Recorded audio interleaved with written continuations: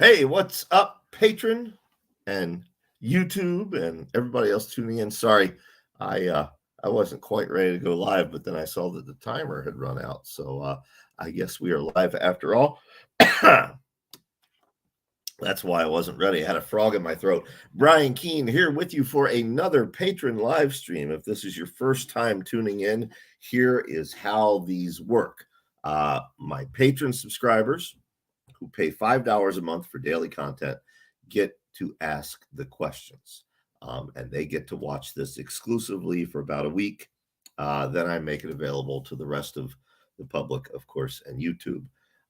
So if you'd like to ask a question, the way to do that is to subscribe to my Patreon. Just go to briankeene.com, click Patron Index, scroll down, and you'll see all the stuff $5 a month will unlock for you instantly, but you'll also be able to ask questions on these.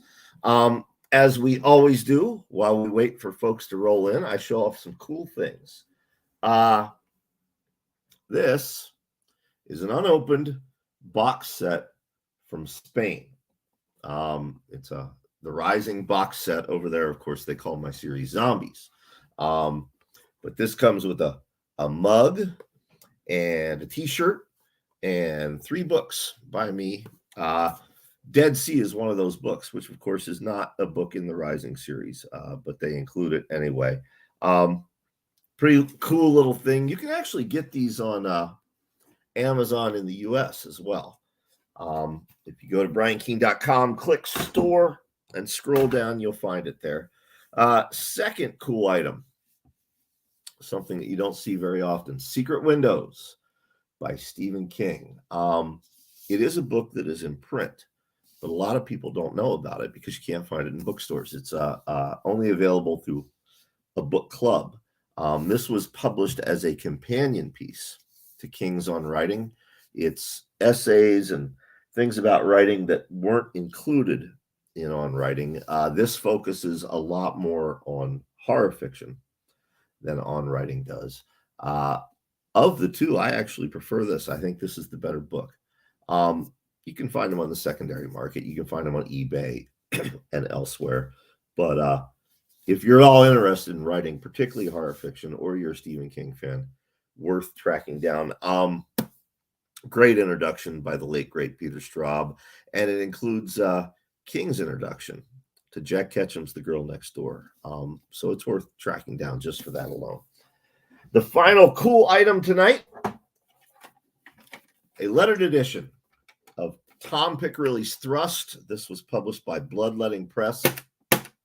That is solid metal. That is a solid steel tray case. This is the only lettered edition, to my knowledge, that comes with its very own weapon.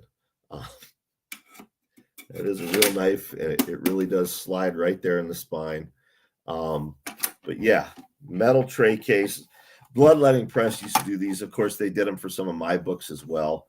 I love them so much. And then, of course, you open it up, and the book was inside. And I don't even know if I can hold this whole thing up. You know, this is what it looked like inside. Of course, the book fits in there.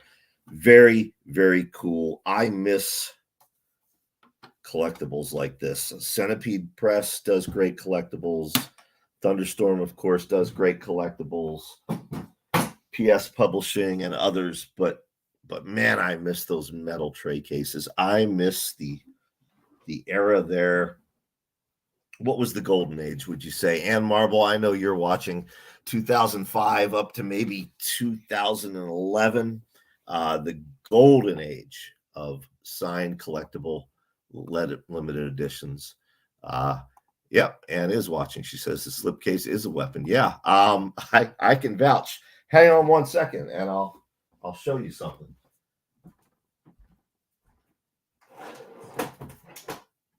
Here, whoops, as I trip over Tom Piccirilli's book, here is the tray case they did for Dark Hollow. As you can see, this little piece here with the runes on it. I don't know. Can you see that? That actually slides off, and then you open the book up.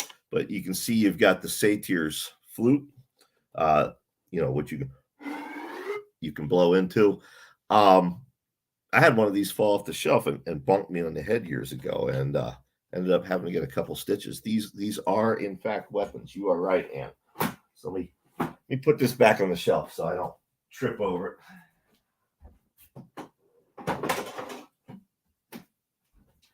I don't know what you see there in the background when I get up and move, but my office is a little bit messy right now, so I apologize for that. So anyway, we've given folks enough time to get in. Let's go to your questions for this week.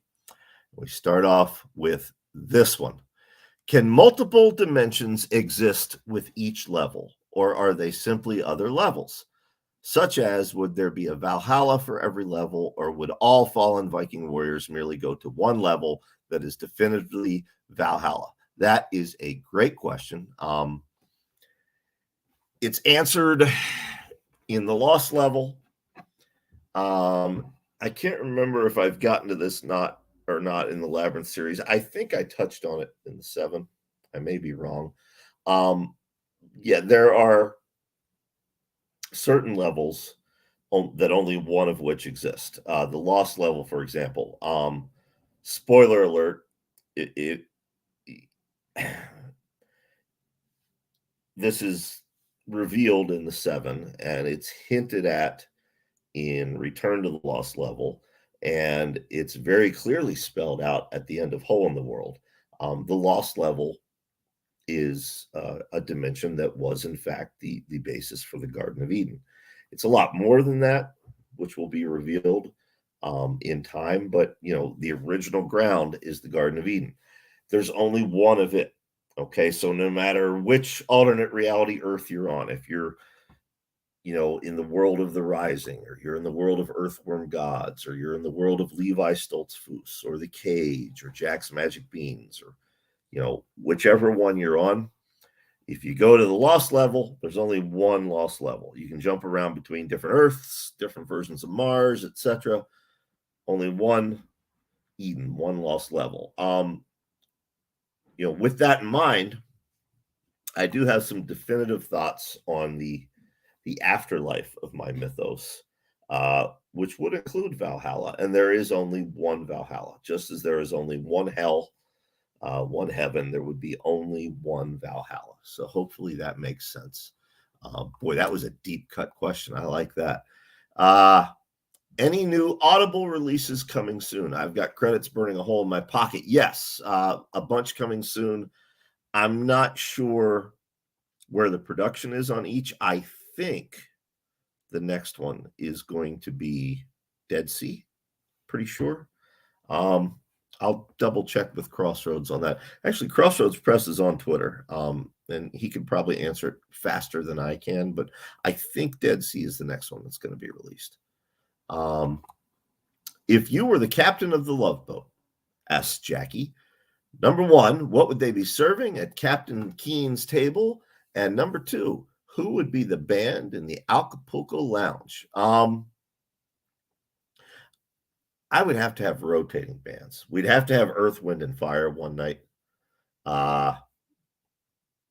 We'd have to have a heavy metal review one night with maybe Def Leppard and Queensryche and some other good bands, good party bands. Kix, of course. If you lived here in Maryland or Pennsylvania, then in fact that Kix is absolutely the greatest bar band of all time. So Kix would have to be there for metal night. But yeah, we would have alternating themes, and Earth, Wind, and Fire would immediately be my go-to band. The full Earth, Wind, and Fire, with the horn section and everybody up there. What would they be serving at Captain Keen's table? It's funny, these days I eat a lot less red meat than I used to, trying to stay healthy. So it'd probably fish, maybe salmon or cod, maybe chicken, or if there was going to be red meat, it would be something like bison or venison, which are far, far healthier. So yeah, good question. Ken asks, are your Deadite books already out of print? I was going to add some to my Christmas list. Amazon was missing several. I've been buying them slowly as I already have the limiteds. Deadite stuff is going to start to go out of print in January. We're going to stagger it. It's going to be a slow process. However, the only Deadite stuff that is currently out of print are the Clickers books. If there's anything else missing, that's because there's a ton of glitches going on with Amazon right now. My advice is go to the store on my website. Go to brianking.com, click store at the top, okay? Scroll down through and find the book that you want to buy, Ken, okay? When you do that, you'll see I've got, a link to Amazon, a link to Barnes & Noble, a link to Books A Million, link to Waterstones, etc. If the Amazon link is showing that the book is unavailable through Amazon, then I would just click back and use the links for Barnes & Noble or Books A Million or one of them. Give them your business instead. Yeah, that's not an issue on Deadite's end. That is an issue on Amazon's end. The other thing Amazon's doing is they're charging ridiculous prices for some of our books. It's not just me. It's happening to all authors, and nobody can seem to figure out why. Amazon says it's a glitch, but they don't seem in any hurry to fix that fucking glitch. So that's why on my site I offer different retail links. That way you guys can click the various links and see who's going to give you the best deal. So that is all the questions. We burned through them fast. There were only 4 questions this week. It's a holiday week. People are on vacation. And it's very upset that I played the Satyr's pipe, and I've got the statue from the movie of Hylenius right downstairs. He's not going to come marching up the stairs, I don't think. Good thing I got the light on behind me, huh? So if you guys have questions, drop them in the chat. While you do that, let me look around. Let me see if I can find some other cool stuff to show you. Let's see here.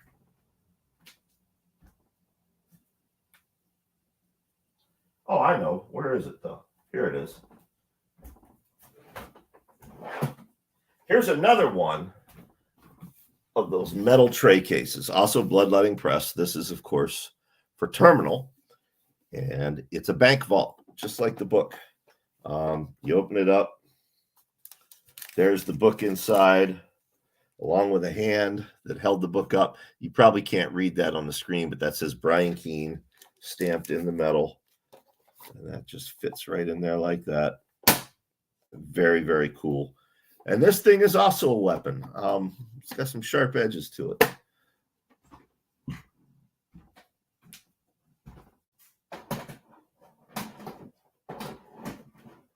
And now I can't get it back in the shelf. There we go. So yeah, that's some cool stuff. Oh, I'll show you some other cool stuff. Right now on eBay. I just put these up on eBay. This is a Russian language edition of The Rising. Now, it's not metal, but it is a nice hardcover. I just put that up on eBay, and a Russian language paperback of Dark Hollow. Just put these up on eBay. As you can see, they're brand new. They are not signed. However, if you're the winning bidder and you would like me to sign them and personalize them for you, I'm very, very happy to do. So, just let me know if you win. And I guess that's it. I'm out of cool shit to show you tonight. Let's see if we got any questions. So what kind of desk chair do I recommend? I don't know.